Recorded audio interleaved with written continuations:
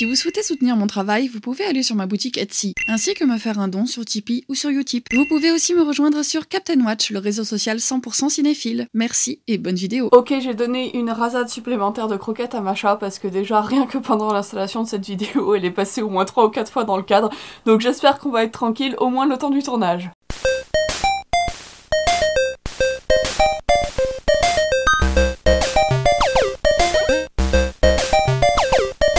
Salut tout le monde, j'espère que vous allez bien. Aujourd'hui on se retrouve pour une vidéo que je n'avais encore jamais fait sur ma chaîne. C'est un concept que j'aime beaucoup regarder sur d'autres chaînes, alors je me suis dit qu'il était temps que je le fasse aussi. Il s'agit tout simplement d'une présentation en vidéo de carnets de croquis, donc où je vais vous montrer l'intégralité des dessins que contiennent des carnets finis. J'ai pas triché avant de faire cette vidéo, je ne sais absolument pas ce que présentent les carnets que je vais vous présenter, donc je vais vous en présenter deux dans cette vidéo. Je sais absolument pas de quelle époque ça date, donc on va redécouvrir ça ensemble et puis avoir des surprises, j'espère. Si jamais le concept et l'idée vous plaît, surtout n'hésitez pas à me le dire dans les commentaires parce que j'ai une tonne de carnets finis à vous présenter, donc si jamais l'idée vous plaît, je pourrais refaire plusieurs vidéos sur ce même concept. Ah oui, et juste pour vous préciser, donc c'est absolument pas un placement de produit, hein, mais ça ce sont les carnets de chez Daler-Rowney en 1,5 et en 140 grammes, ce sont mes carnets préférés. Parce que je trouve que déjà c'est des carnets qui sont assez flexibles, ils peuvent être multi-supports, on peut faire de la peinture, on peut faire de l'aquarelle, on peut faire du dessin, on peut faire du croquis dedans. C'est des carnets qui sont très légers, donc très pratiques à emporter, et c'est des carnets dont on peut aussi découper les pages et dont on peut vendre les originaux parce que le papier est largement assez qualitatif pour ça. Bref, trêve de blabla, c'est parti pour découvrir le premier carnet. Ah oui, alors ça c'est un carnet qui est quand même relativement récent, hein, parce que ça date de l'année dernière. Il s'agissait, vous savez, de l'espèce de Inktober qui avait été lancé pendant le confinement aux artistes. Donc exactement comme pour le Inktober, on avait des thèmes imposés avec des mots et il fallait dessiner, voilà, des thèmes imposés. J'avais plutôt bien aimé faire ce défi, je vous en avais d'ailleurs fait un bilan que je vais vous mettre dans le petit, donc surtout n'hésitez pas à aller voir ça si ça vous intéresse pour avoir plus de détails. Celui-ci c'est clairement, je crois, mon dessin préféré de tous, hein, c'était sur le thème animal aquatique, donc j'avais décidé de faire cette sirène avec des tentacules dans les cheveux, et c'est quand même au point, ce dessin a beaucoup plu, que quelqu'un m'a passé une commande juste après, avec ce même personnage, donc j'en suis très contente. Ici nous avons un croquis, je sais pas si ça se ressortira très bien à la caméra, donc juste un croquis au trait, donc un dessin pas fini. Je crois que c'est un croquis d'un dessin qui vient par la suite, ouais c'est ça. Ah, ici on a un croquis d'un autoportrait que j'avais commencé, que j'ai jamais fini. C'est dommage parce que je le trouve plutôt pas mal, on retrouve les fleurs dans les cheveux, le rouge à lèvres, la croix de Hank ici. Il faudrait que je le finisse cet autoportrait, je le trouve pas trop mal. Alors voilà, ça c'est le dessin terminé du croquis qu'on a vu juste avant ici. Il s'agit normalement d'un fan art toujours lié à cette espèce de Corona Inktober. C'est un fan art d'un personnage de Orange is the New Black que je trouve honnêtement pas du tout réussi parce que je trouve qu'on reconnaît pas du tout le personnage que c'est censé incarner. Voilà, j'aime pas trop ce dessin. Alors, ici c'est toujours du coup dans la même idée, ça je crois que c'était pour le thème objet du quotidien, et moi je m'étais imposé un thème supplémentaire, c'était d'humaniser à chaque fois tous les thèmes, et aussi de faire en sorte d'avoir à chaque fois des corps différents. Donc voilà, celui-ci je l'aime bien, surtout qu'elle a plein de poils aux pattes, voilà, plutôt sympa. Celui-ci c'était pour le thème fruits, et c'était une des premières fois que je me suis attaquée à dessiner un corps musclé, parce que je suis pas du tout habituée à dessiner des femmes avec des corps musclés, et des hommes non plus d'ailleurs. Donc voilà, c'était plutôt un sacré challenge. Faut savoir que tous ces dessins, je les ai repris après, puis j'ai rajouté de la couleur après sur ordinateur. Je trouve qu'ils sont plus sympas en couleur, ça donne plus de définition, plus de relief, ça les fait plus ressortir.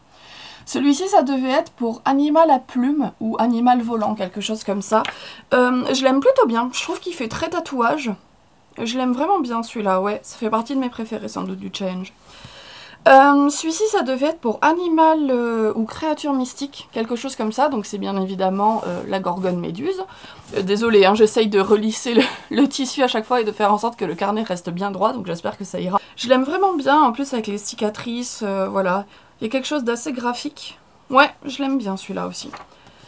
Celui-ci, c'était pour le thème insectes. Voilà, pas grand chose à en dire, hein. C'est une grosse petite abeille. Je la trouve assez mignonne.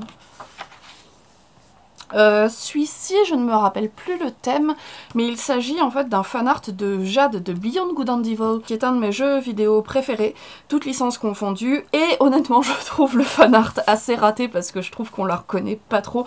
Déjà, sans le rouge à lèvres vert, c'est difficile d'identifier Jade, mais je trouve aussi, je sais pas, dans la tenue, elle est un peu trop grosse déjà pour le personnage de Jade, qui est quand même beaucoup plus musclé, elle fait un peu trop enfantine aussi. Bref, il y a vraiment quelque chose qui fonctionne pas trop dans ce dessin. Ah une magnifique double page vide. C'est 4 minutes 33 de John Cage, version dessin. Celui-ci, ça devait être pour le thème amour ou cœur, quelque chose comme ça. Bon, je trouve que c'est un dessin, honnêtement, qui n'a pas grand intérêt. Voilà, c'est mignon, mais sans plus. Ah oui, celui-ci, ça devait être pour le thème Fire. Je crois, flamme ou feu, quelque chose comme ça. Et c'est un fanart de Evie dans Le Retour de la Momie. Oh, et c'est spécifiquement dans Le Retour de la Momie, parce que c'est dans Le Retour de la Momie, dans les premières scènes, qu'elle porte cette tenue-là. Je sais honnêtement pas si on reconnaît Evie. N'hésitez surtout pas à me le dire si vous l'avez reconnue, hein, donc Evie du Retour de la Momie. Après, j'aime plutôt bien le dessin en soi, mais j'aimerais qu'on reconnaisse plus Evie, quoi. Ça c'est un croquis. Alors j'avais pris exemple sur une modèle qui s'appelle Ivy Autumn. J'essaierai de vous mettre son Instagram dans la barre d'infos. N'hésitez pas à aller la voir, c'est une modèle qui est très musclée et qui fait pas mal de choses not safe for work. Et je trouve que c'est vraiment joli, elle fait des plutôt belles photos et tout. Et surtout c'est une référence qui est vraiment intéressante parce qu'elle est très musclée. Et du coup j'avais essayé un peu de reproduire son corps, sa pose et tout. Et c'est dommage parce que je me rappelle du résultat final de ce dessin. Je trouve que le croquis partait mieux que le résultat final que j'ai fait, sans doute qui va être par la suite. Voilà, donc ça c'est le résultat final. Et je trouve qu'elle est un peu courte sur pattes, je trouve qu'elle est un peu rablée, je trouve que voilà, je trouve que ce croquis là, les jambes étaient mieux proportionnées, les bras aussi. Je me rappelle que j'avais fait ce dessin là un peu plus... comment est-ce que je pourrais dire, ratiboisé, parce que j'avais pas la place de caser la tête comme il fallait. Et là je trouve ouais que les proportions ne fonctionnent pas trop, elle fait un peu courte sur pattes, elle fait... Bon bref, il y a quelque chose qui fonctionne pas, les jambes sont trop courtes, mais bon, bah voilà, c'était une tentative de dessiner un personnage musclé, on peut pas avoir que des réussites, hein. Ici c'était pour le thème animal terrestre il me semble, donc j'avais dessiné cette petite femme renard. Encore une fois un peu un challenge pour moi parce que j'ai pas l'habitude de dessiner des corps maigres, donc voilà, c'était aussi l'idée de dessiner des corps vraiment différents à chaque fois. Et ça c'était un autre challenge qu'il y avait eu pendant le confinement, c'était le fanart challenge. Donc c'était tout simplement un petit truc que je vous avais lancé sur Twitter, qui était l'idée de proposer aux gens de dessiner des fanarts de personnages connus et de le dessiner dans son style. Bon voilà, honnêtement c'est pas des chefs-d'œuvre, mais c'est toujours sympa je trouve de se confronter à des styles qui ressemblent pas aux nôtres, et je trouve que c'est toujours sympa de se réapproprier des personnages. Donc ici on a Wonder Woman, on a René Montoya, ici nous avons Lucius Malfoy. Là c'était un pote que j'étais censée dessiner avec une tête d'œuf, mais j'ai vraiment eu la flemme donc j'ai fait n'importe quoi. Ici nous avons Furiosa et ici nous avons le juge Claude Frollo. Bon, comme je vous ai dit, c'est pas des chefs-d'œuvre, hein, c'est pas des dessins que je proposerai en print ou des trucs comme ça, mais je les trouve sympas et puis le challenge est toujours cool. Ah, et nous avons par la suite 4 pages blanches. Très bien, ça c'est moi qui termine jamais complètement mes carnets de croquis. Ok, on va passer au deuxième. Alors, encore une fois, je sais absolument pas du tout ce que contient ce carnet. Hop, je l'ouvre, je refais la mise au point. Pouf, c'est un plutôt vieux carnet. Je pense que ça doit dater des Beaux-Arts, ouais, parce que je vois le projet Littoral, je vois Sang d'encre. Tout ça, c'est des choses qui datent de ma 3e année aux Beaux-Arts. Et à chaque fois que je lançais des projets photos ou des projets tout court d'ailleurs, j'ai toujours eu énormément de travail de prise de notes, de travail de référence, de travail où j'allais un peu me renseigner sur des personnes qui avaient fait des choses similaires à ce que je voulais faire. Voilà, ça c'est une page de prise de notes. Je sais pas si ça va bien ressortir parce que le trait est quand même vraiment très léger.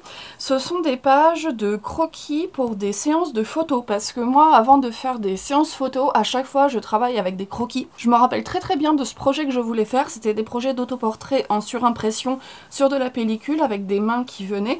Donc en fait l'idée c'était que je me prenne d'abord comme ça et après je me décale et je fasse venir des mains dans la prise de vue pour faire de la surimpression. Donc je me rappelle très bien de ce projet, je l'ai jamais fait finalement. C'est dommage parce que je pense qu'il y avait des choses plutôt intéressantes à faire.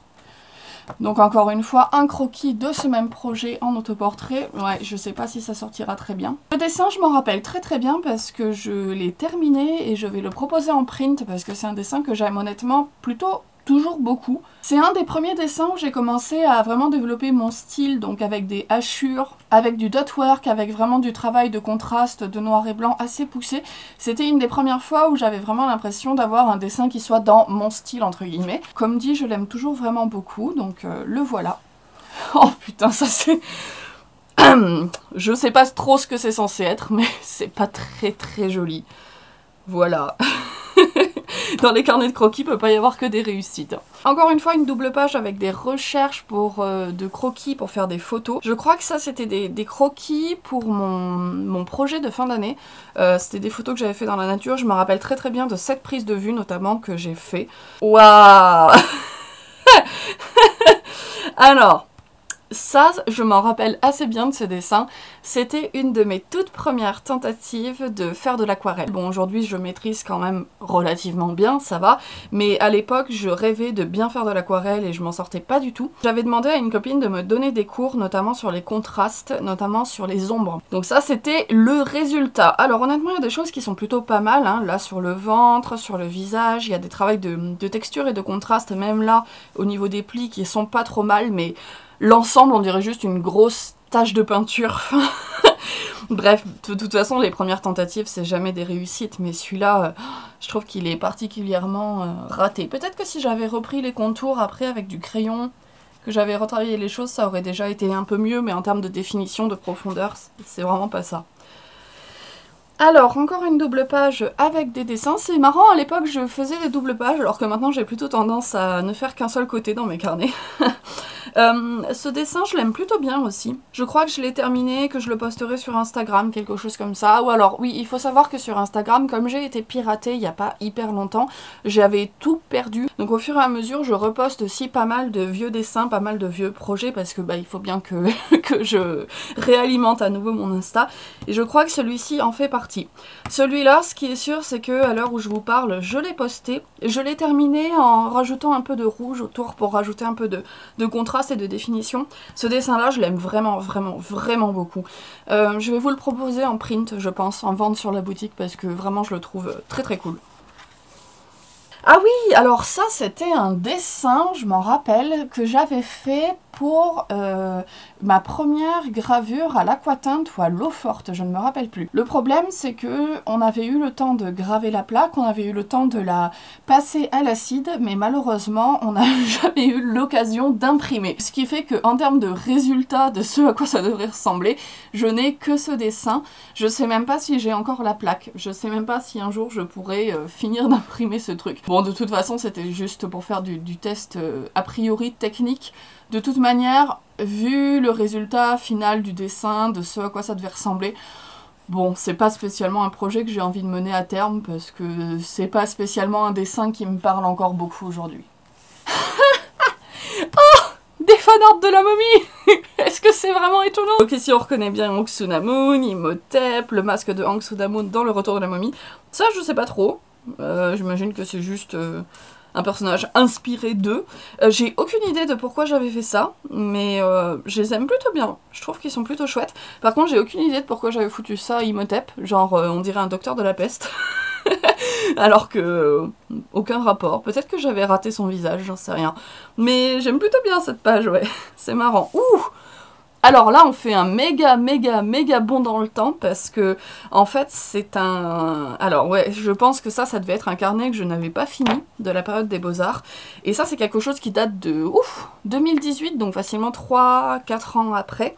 Donc il s'agit du Inktober de 2018 ou de 2017, je ne me rappelle plus, que j'avais fait entièrement sur le thème de Witch. Donc ici, on retrouve Elion et sa mère, et j'avais fait aussi tout en noir, rouge et blanc.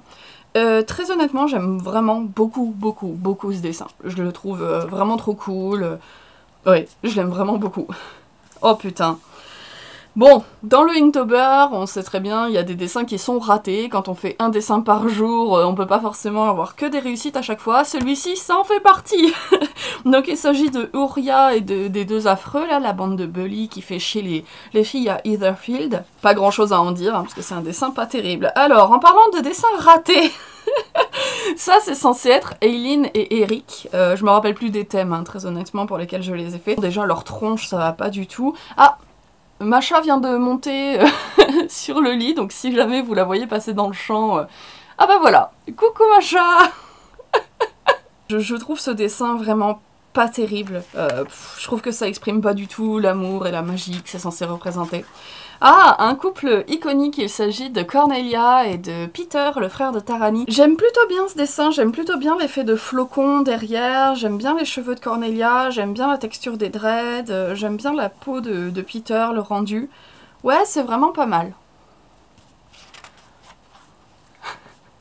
Encore donc là je devais être dans ma série couple, hein, sans doute, parce que là il s'agit de Nigel et de Tarani, qui sont des personnages qui vivent à un moment de la saga une rupture, donc c'est ce que j'ai voulu bien évidemment représenter. Donc ici c'est la phase Big Love et ici c'est la phase de rupture. Bon, il est pas mal, c'est plutôt un bon petit fan art. Alors, ce dessin en soi, je le trouve pas mauvais, mais je trouve que, bon, là ça aurait gagné à ce que la route serpente un peu plus, et surtout le fait que ça parte au niveau de son ventre. J'ai l'impression que c'est son cordon ombilical. Il y a une espèce de truc, je sais pas.